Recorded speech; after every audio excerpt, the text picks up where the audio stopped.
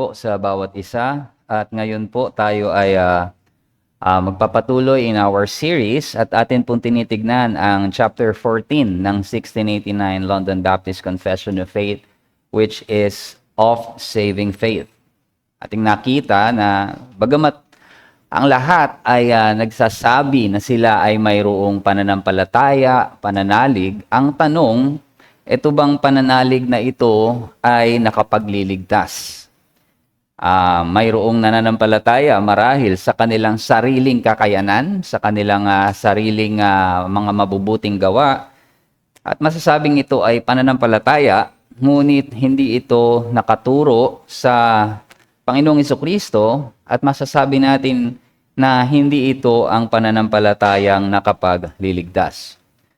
And that, ito pong ating pag-aaralan ngayon would be the third paragraph in our confession sa chapter na ito. Nakita natin in our previous lessons of saving faith, una, nakita natin na ang instrumental means na ginagamit ay walang iba kundi ang salita ng Diyos. We have seen that the instrumental means that God uses upang iparating sa atin ang pananampalatayang ito, makita natin ang mga katotohanan ito ay walang iba kundi ang salita ng Diyos. But the efficient means, yung nag-a-apply ng mga katotohanan na ito upang tayo ay tumugon, ay walang iba kundi ang banal na Espiritu. Ito po yung nakita natin sa paragraph 1. Now, in paragraph 2, ang atin po namang nakita dito ay ang saving faith ay mayroong general object at primary. Yung general, again, is none other but the Word of God. A believer embraces everything na nasa salita ng Diyos. Tinatanggap nito ang mga pangako, yung mga warnings, ito ay kanyang pinanghahawakan. So pinaniniwalaan niya kung ano ang sinasabi ng salita ng Diyos dahil nandun nga ang pagkilos ng banal na Espiritu na siyang nagpapatotoo ng salita ng Diyos. But the primary object of saving faith, yung principal, is not simply the whole Bible, but the person of Jesus Christ. Ang pagsampalataya sa persona ng Panginoong Jesucristo, sa kanyang mabuting ginawa para sa atin, sa pagliligtas niya sa atin sa Ebanghelyo, ito ang kinakailangan para sa ating kaligtasan. And now we proceed in our third paragraph, at ang atin pong makikita dito, ang pag-aaralan natin, is yung pagpapatuloy, the persevering power of saving faith. Na makikita natin sa ating pag-aaral na ito ay kung paanong kahit gaano maaaring manghina ang pananampalataya ng isang believer, kung ito ay totoo, nandun yung pagpapanatili nito at pagtatagumpay. Basahin po natin ang sinasabi ng confession. Sabi po sa paragraph 3, this faith, although it be in different stages and may be weak or strong, yet it is in the least degree of it different in the kind or nature of it, as is all other saving grace, from the faith and common grace of temporary believers, and therefore, though it may be many times assailed and weakened, yet it gets the victory, growing up in many to the attainment of a full assurance through Christ, who is both the author and finisher of our faith. So, una, tignan po natin yung distinctive nature ng atin pong pananampalataya. Ano yung kaibahan nito?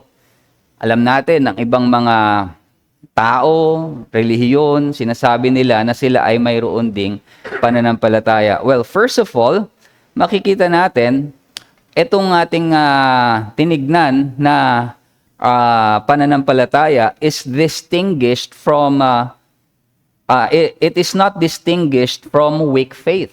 So, ibig sabihin, hindi ito pananampalatayang ito, bagamat maaaring ito ay mahina, it is not false. So, that which distinguishes saving faith from spurious faith is not its relative strength. So, pwedeng yung pananampalataya ay totoo, genuine, but it doesn't mean na ang mahinang pananampalataya ay bulaang pananampalataya. Maaaring ikumpara natin ito sa kandila, sa apoy. Maaaring ang isang kandila, mahina ang apoy, tapos meron dyan isang bonfire, naglalagablab. Masasabi ba natin na yung apoy ng kandila, sapagkat ito ay maliit, kumpara dun sa bonfire na naglalagablab, ito ay pekeng apoy? So in that sense, parang gano'n natin siya ngayon, uso na. Pag nagpunta po kayo dun sa mga memorial, sa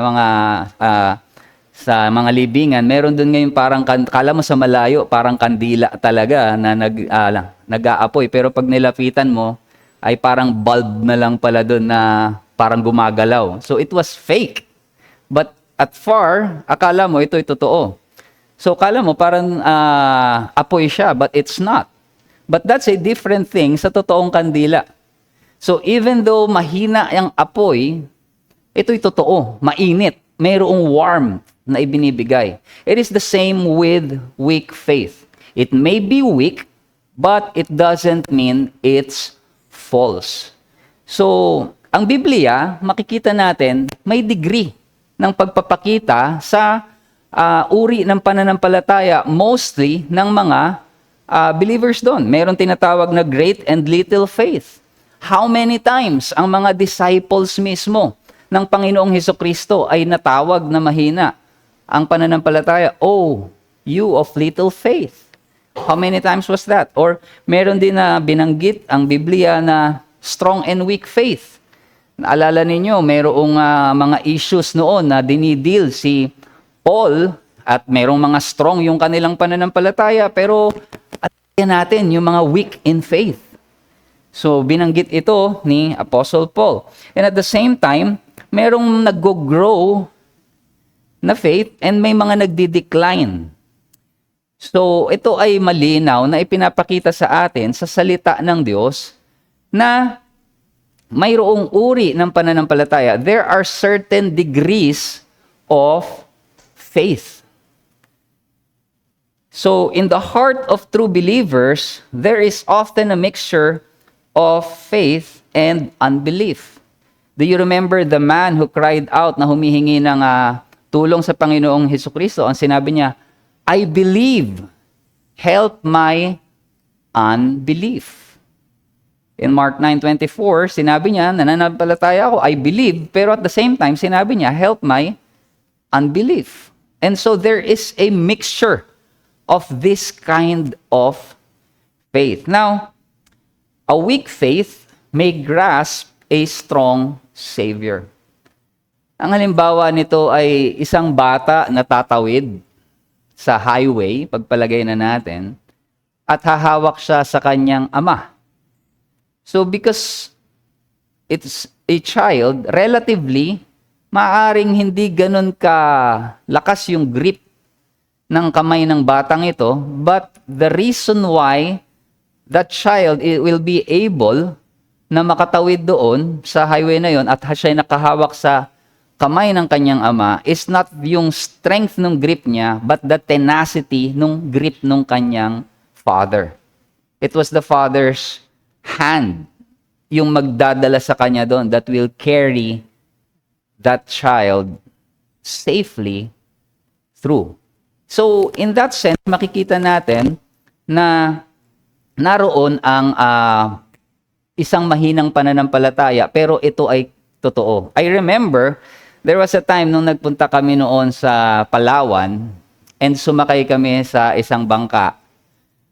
At nung umaandar na yung bangka na yun, biglang somehow umaambon and medyo pumapalo-palo ng konti yung alon. And I'm not someone na sanay sa ganong sitwasyon.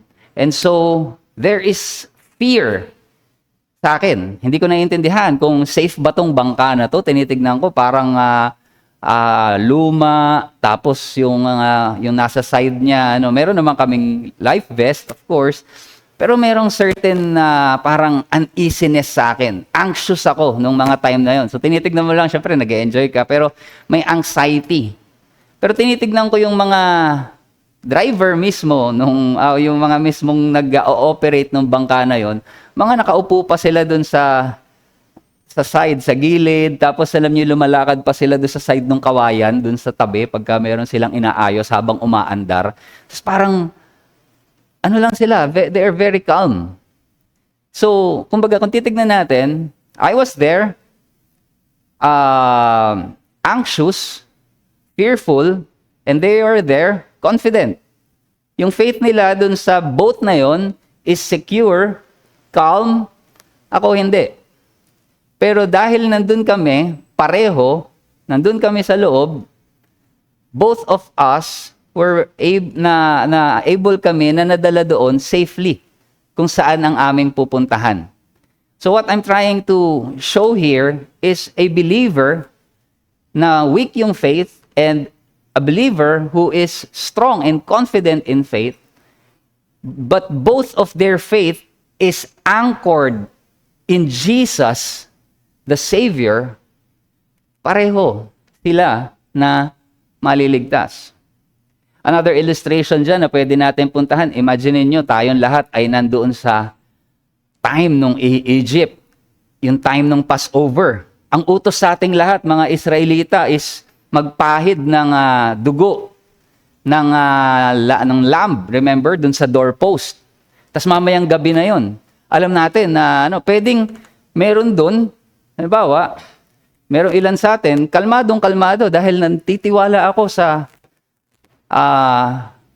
gagawin ni Yahweh doon sa sinabi niya na tayo ay ililigtas.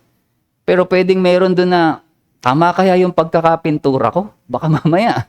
O kaya pagkakalagay ko, gagana ba talaga to? Baka mamaya madamay kami. Pero lahat ng naglagay nun, kinabukasan, alam natin, they were safely passed over.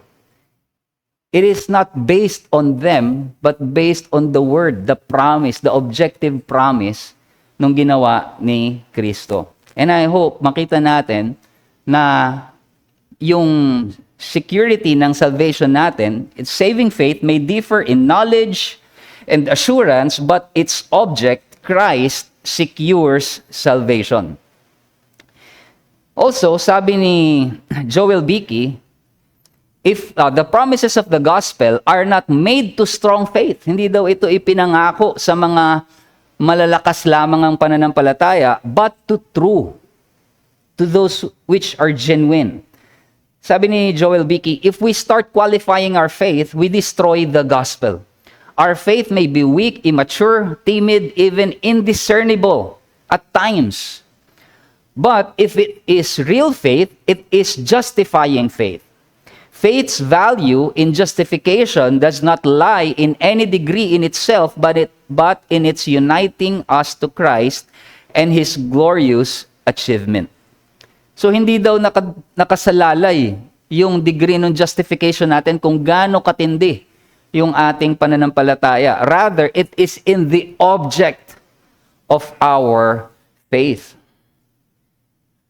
Ganito rin yung sinasabi sa atin in John 3:15-16. Whoever believes, sino man ang manampalataya, regardless whether that faith ay nagsisimula pa lamang, at makikita natin, ganun din ang sinabi ni Thomas Watson, the promise says not whoever has a giant faith that can remove mountains, that can stop the mouth of lions, shall be saved. But whosoever believes, be his faith ever so small. So kahit maaaring nagsisimula pa lamang ang pananampalatayang ito, remember, even the Lord Jesus Christ, sinabi niya, kahit yan ay kasinliit ng mustasa. Kahit kasinliit ng mustasa. Meaning, yes, it may be small, but ang tanong dito, is it faith? Is it real faith? Those whose faith is weak, isa pa nating kailangan tignan sa Biblia, yung mga mahihina ang pananampalataya are the special objects of care of our dear shepherd. So every instance na makikita natin sa Ebanghelyo, etong weak faith na to, sabi ko nga sa inyo po kanina, ay laging kadalasan sa mga totoong alagad ng Panginoong Hesukristo na di-describe. Kina Peter, sa kanilang sa mga disciples, most of the time sila yung natatawag na little faith. Pero isang example niyan, but if God so clothes the grass of the field, which today is alive and tomorrow is thrown into the oven, will He not much more clothe you, O you of little faith? Ang tinutukoy dito na bibigyan ng probisyon ng Diyos Ama is none other but God's children. Pero paano sila dinescribe dito? O you of little faith. So in each case, Christ did not respond to their weakness with denunciation, pero may nurturing care, may gentle reproof, pinapaalalahanan sila. And so, weak faith may grow stronger. Hindi ibig sabihin, stagnant ang pananampalataya. Ang pananampalataya, lumalago. Sabi nga, faith usually grow up by degrees. The earth produces by itself, ang sabi, first the blade, then the ear, then the full grain in the ear. Even if your faith is small, God will surely see it through. Ito yung sinabi sa Philippians 1:6. And I am sure of this, that He who began a good work in you will bring it to completion at the day of Jesus Christ. So kung ang Panginoon ang nagsimula ng gawain sa iyo, nagbigay ng pananampalataya, then the Lord will surely finish it. He will not leave something He started undone. And so, ito ay distinguished from temporary faith.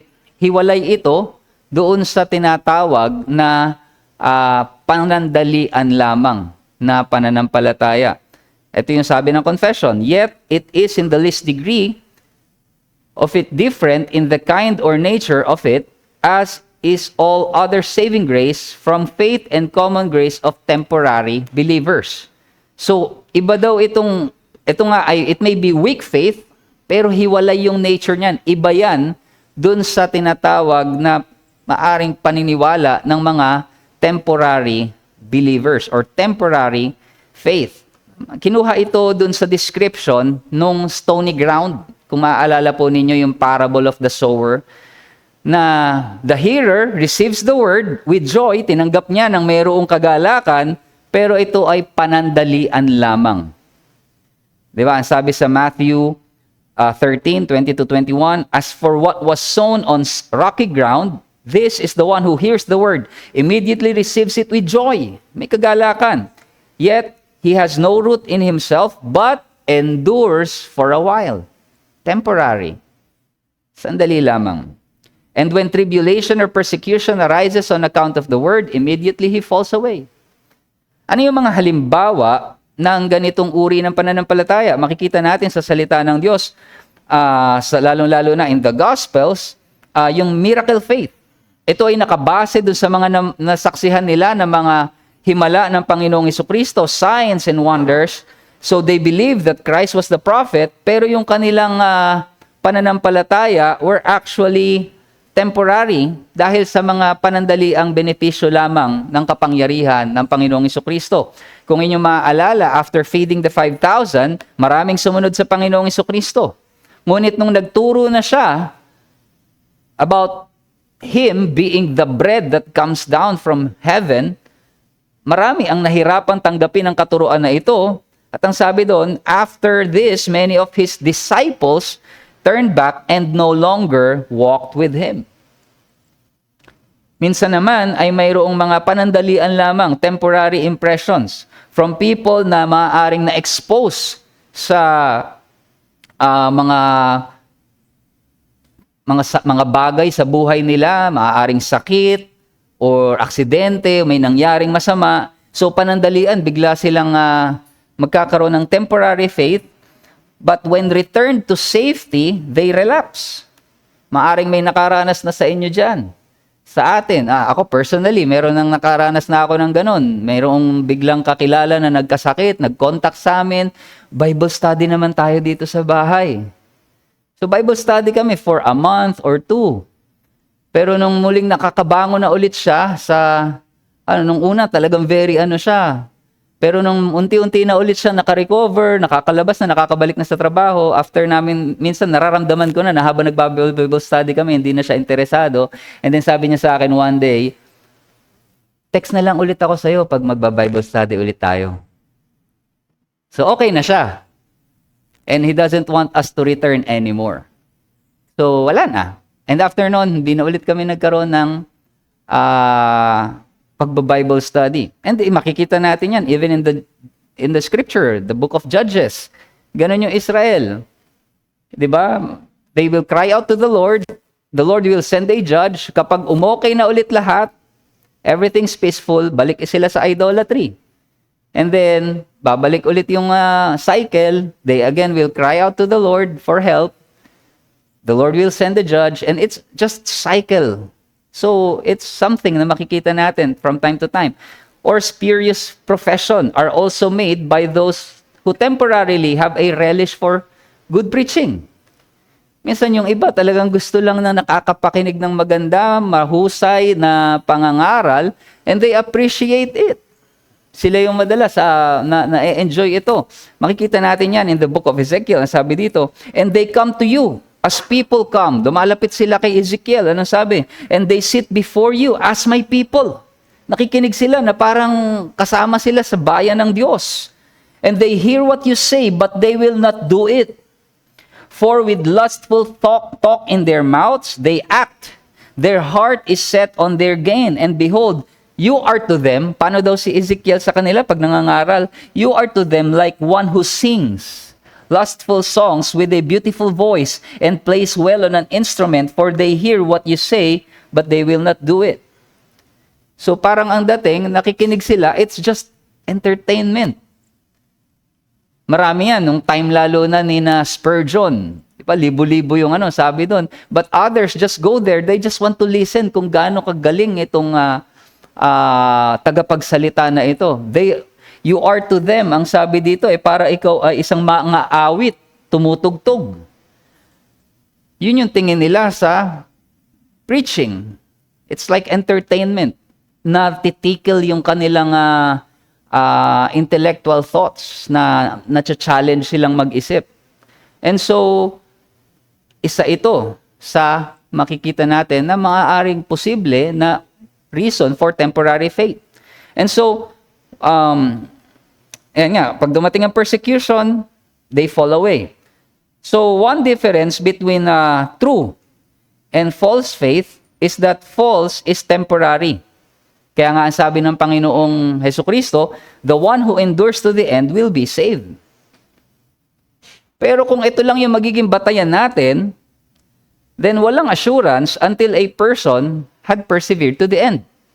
So para masabi natin na totoo ang isang pananampalataya, kailangan mag-endure siya to the end. Pero ibig sabihin, kailangan nating hintayin matapos para malaman natin kung totoo. Pero kinokontradict nito yung exhortation mismo ng salita ng Diyos na kailangan ngayon pa lang may assurance tayo that we are saved. Pero wala pa naman tayo dun sa end. So how do we know itong bagay na ito? At dito papasok, yung titignan natin ngayon, yung feature, distinctive feature, na pwede nating tignan sa isang pananampalataya for us to know kung ang pananampalatayang ito ay tunay. So one thing na makikita natin, saving faith involves unrivaled attachment to Christ. So meron talagang, itong pananampalatayang ito, since we are saying that the object is Christ, so meron talaga dapat itong attachment kay Kristo. When Jesus said sa kanyang mga alagad, "Follow me," they left all, rose up, and followed Him. Iniwanan nila lahat. So when faith is tested, makikita dito lalabas saan ba talaga naka-attach itong pananampalatayang ito. So, makikita natin, kaya kahit ang Panginoong Hesukristo, He stressed, sinabi niya, na money, loved ones, or even life itself, ito ay dapat, do not love this more than me. If anyone loves their brother, sister, father, mother, even sabi nga niya, you cannot serve two masters, yung tinutukoy niya dito, is yung wealth. All of these things, itong mga attachment na ito, dito madalas pwedeng ma-attach ang puso ng isang tao. Well, Christ is saying, cut off that attachment, that faith must be attached to Him. Saving faith embraces a whole Christ. Ibig sabihin, ng isang makasalanan, kailangan niyang, para masabing totoo ang kanyang pananampalataya, kailangan niyang yakapin si Kristo as a whole. Mayroong mga tinitignan lamang siya bilang priest para sa pagpapatawad, but he will be rejected as a prophet para siya ay gabayan sa lahat ng bagay, or a king para siya ay pagharian sa kanyang buhay. They want that benefit of forgiveness and pardon, but they don't want to follow him as guide and as a king. Ganito po yung sinabi ni Joseph Allein dun sa kanyang book na Alarm to the Unconverted.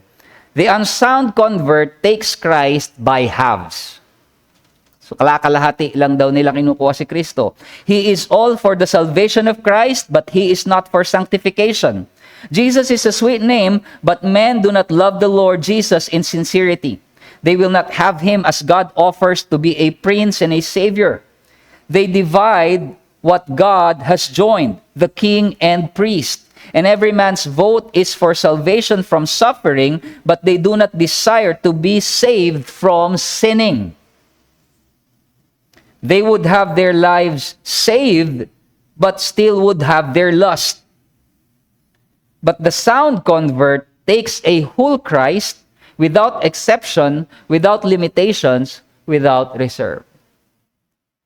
So they want to be saved from their sins, they want to be saved from the penalty of their sin, pero they want to keep on sinning. And so, saving faith, makikita natin, kasama dyan, it produces repentance. Ito ay, alam natin, hindi pwedeng paghiwalayin ang pananampalataya at pagsisisi. Sabi ng Acts 20:21, makikita natin dito, it is the kind of repentance towards God and of faith in our Lord Jesus. A believing reception of Christ implies mayroong rejection of sin. Ang sabi dito, and standing behind him at his feet, weeping, she began to wet his feet. Ito yung prostitute na humarap sa Panginoong Jesucristo, lumuhod, umiyak sa kanyang paanan. At sabi dito, to wet his feet with her tears and wipe them with the hair of her head, kissed his feet and anointed them with the ointment. So there was repentance. Ano sabi sa kanya ng Panginoong Jesucristo? And he said to the woman, your faith has saved you. Go in peace. Sin no more. Hindi lang po napasama dyan. Now, makikita natin dito, because there is repentance, saving faith also leads to holiness of heart and life.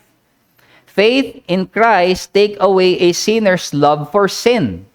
Maaaring tayo ay nabubuhay pa rin, prone tayo sa kasalanan dahil tayo ay nasa mundo pa rin na makasalanan, but yung love for sin, it is no longer there. When we fall into sin, we do not relish it, we abhor ourselves. Merong conviction. Ang sabi po ni Sam Waldron, universal holiness does not mean perfect holiness. It means that we do not pick and choose among Christ's command. It means that there is not a knowing and impenitent refusal to obey any command of Christ. We love the law dahil ito ay nagtuturo sa atin kung paano mamuhay ayon sa kalooban ng Diyos. Also, saving faith manifests itself in good works. So nakikita ito, nagmamanifest ito sa ating gawa. At malinaw dito, mababasa natin yan sa James. Ang sabi dito, what good is it, brothers, if someone says he has faith but does not have works? Can that faith save him? If a brother or sister is poorly clothed and lacking in daily food, and one of you says to them, go in peace, be warmed and filled, without giving them the things needed for the body, what good is that? So also, faith by itself, if it does not have works, is dead. But someone will say, you have faith and I have works. Show me your faith apart from your works, and I will show you my faith by my works. So makikita natin, malinaw sa sinasabi mismo, sinabi ng salita ng Diyos, ang ating pananampalataya ay nagbubunga ng mabuting gawa. And so, lastly, we are going to take a look at saving faith's prevailing tendency. Ano pong ibig sabihin nito? Sabi sa confession natin, therefore, though it may be many times assailed and gets weakened, yet it gets victory. Maaaring laging subukin ang ating pananampalataya, pero ito ay sa huli, it will have victory.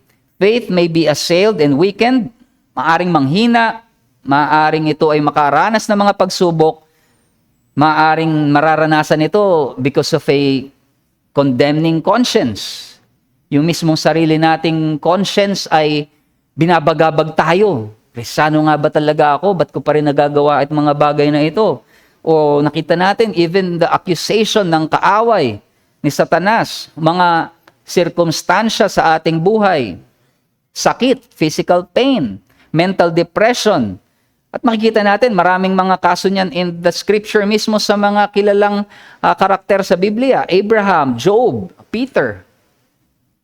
They have undergone this kind of trials. And tignan natin, mismong si Martin Luther ay nakaranas ng depression. Look at what he wrote. Sulat niya ito doon sa kanyang kaibigan na si Melanchthon noong 1527. Ganito ang sinabi niya, "For more than a week, I was cast into death and hell, so that in my whole body I was so afflicted that I trembled in all my members." Pansin niyo kung anong tawag doon ngayon? That's panic attack. Nagpa-panic attack si Martin Luther. Christ was totally lost. I was driven by floods and tempests of desperation and blasphemy of God. Can you imagine that? Martin Luther, isa sa mga herald ng Reformation, mayroong depression, mayroong panic attack, nanginginig physically. And this is what happened to him. Pero anong sabi sa atin again ng confession? Balikan natin. Ang sabi ng confession, but as the confession says, na bagamat tayo ay mayroong pagsubok, though faith is often assailed, yet it gets victory. Remember when the Lord Jesus Christ said, "Simon, Simon, behold, Satan demanded to have you that he might sift you like wheat. But I have prayed for you that your faith may not fail." Ginawa ni Satanas yung the best niya, his utmost, para patayin yung pananampalataya ni Peter, pero hindi ito nag-fail. Bakit? Because of Christ's intercession. Not because Peter was strong, but because, anong sabi doon? "But I have prayed for you." And remember, we have a mediator right now in heaven praying for us. Yes, our faith may be assailed. Maaring ang tayo makaranas ng pagsubok ngayon. But we have a mediator praying to the Father for us. Before the throne of God above, I have a strong and perfect plea. A great high priest whose name is love, whoever lives and pleads for me. And so balik tayo kay Luther. That happened in 1527. It was the same year, pero pansinin niyo, it was the same year na naisulat niya yung hymn na battle cry daw ng Reformation, "A mighty fortress is our God." It was the same year na naisulat niya ito. Ibig sabihin, natagpuan niya yung kanyang fortress, walang iba kundi sa Diyos. Why? Because of faith. And ito yung sinasabi sa atin ng salita ng Diyos. Everyone who has been born of God overcomes the world. And this is the victory that has overcome the world. Ano yun? Our faith. Because though it may often be assailed, it gets the victory. So there will be full assurance. Sabi ng confession, it grows up in many to the attainment of a full assurance through Christ, who is the author and finisher of our faith. Growing up in many. So, ina-acknowledge ng confession na ang pananampalataya, ang ating pananalig, is not static. Hindi ito nananatili lamang. It grows up in many. Meaning, ang mga mananampalataya, they often experience a progressive na paglago sa kanilang pananampalataya over time. Wag natin itong ikukumpara na hindi ako kagaya ni ganito, ni brother ganito, ni sister ganon, very strong yung faith niya. Well, do not be discouraged. There is growth. Assurance is not always immediate. Meron, syempre, unang maaaring sila from the very beginning, naramdaman kagad nila yung assurance na yon. Pero ito ay nagmamature as faith is exercised, tested, nourished by the word, sa ating pananalangin, and of course, sa pagkilos ng banal na Espiritu sa atin. And so this guards us against despair, lalong-lalo na para sa mga maaaring nakakaranas na pakiramdam nila mahina ang kanilang pananampalataya. We are reminded that assurance, yung kasiguraduhan sa pananampalataya, ito ay bunga ng paglago ng ating pananampalataya. It is not prerequisite. And so, makikita natin, ginamit ng confession, it is grounded hindi sa performance natin, not in our feelings, but through Christ, the author and finisher of our faith. Christ Himself is the object of faith and the source of assurance. Siya yung confidence natin, hindi sa ating sariling kalakasan, but upon Christ. So this keeps assurance Christ-centered, preventing it from becoming self-centered or based works. Ano ibig sabihin nun?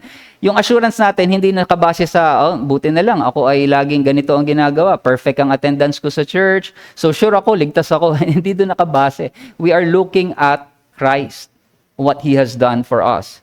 So as an application for us, brothers and sisters, for believers with weak faith, don't despair. Kung sa mga oras na ito, maaaring maliit ang iyong pananampalataya. Even a trembling hand that clings to Christ is held securely by Him. So keep looking to Christ daily. Lagi tayong tumingin sa Kanya. A weak faith in a strong Savior is saving faith. Assurance grows through Christ. Ito ay lumalago sa pamamagitan ng Panginoong Jesucristo. So, hindi ito instant. Ito ay nagmamature kapag ine-exercise natin ang ating pananampalataya. So let us pursue that assurance through scripture meditation, prayer, obedience, while resting in Christ's finished work. And lastly, weak faith is not despised by Christ. It is cherished and strengthened. So tayo ay kumbaga inaalagaan ng ating Panginoon. So weak faith, meron gentle reproof, pero not being condemned. Sabi nga ng Isaiah 43 verse 3, a bruised reed He will not break, and a faintly burning wick He will not quench. He will faithfully bring forth justice. This teaches us, tayo mismo, tinuturuan tayo, to be patient with our brothers and sisters na maaaring nagda-doubt sa kanilang katatayuan. Let us point them to Christ with compassion.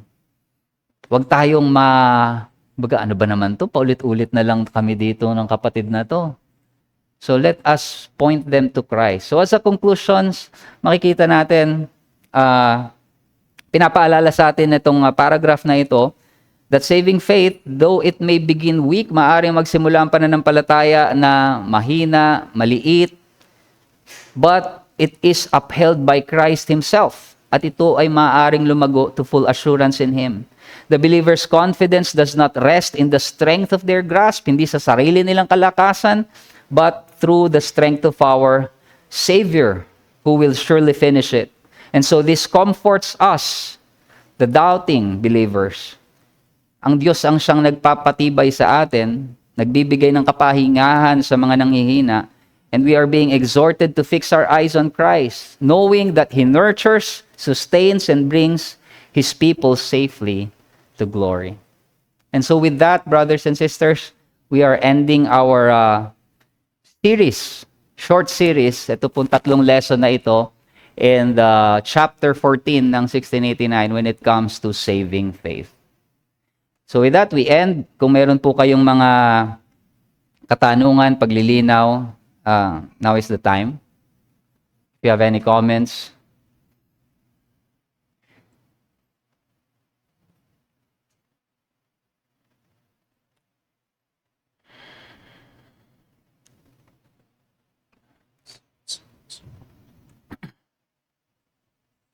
Test. All right? Test. Okay, it seems we're good. Tayo po ay magpasalamat, tayo po ay manalangin. Father, we would like to thank you that you have been very patient with us, O Lord. Bagamat may mga pagkakataon na kami ay nanghihina sa aming pananampalataya, naroon, Panginoon, ang iyong kamay that nurtures us, reproving us, O Lord, and helping us to grow in faith. Salamat, O Diyos, sa aming narinig ngayon. Tunay nga, may this be an encouragement today, lalong-lalo na kung mayroon man sa aming kalagitnaan na nakararanas, Panginoon, ng panghihina sa kanilang pananampalataya.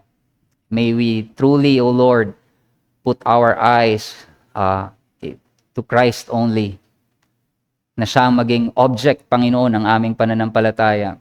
Kahit gaano man kami kahina, let our confidence be this, O Lord, that we have a strong Savior. And there will be victory, O Lord, for this is the victory that overcomes the world, our faith in Christ Jesus, our Savior. Ito pong aming Panginoong hinihingi. Sa umagang ito, samahan mo kami sa aming pagsamba, nawa ikaw ay aming mapapurihan. In Jesus' name we pray. Amen.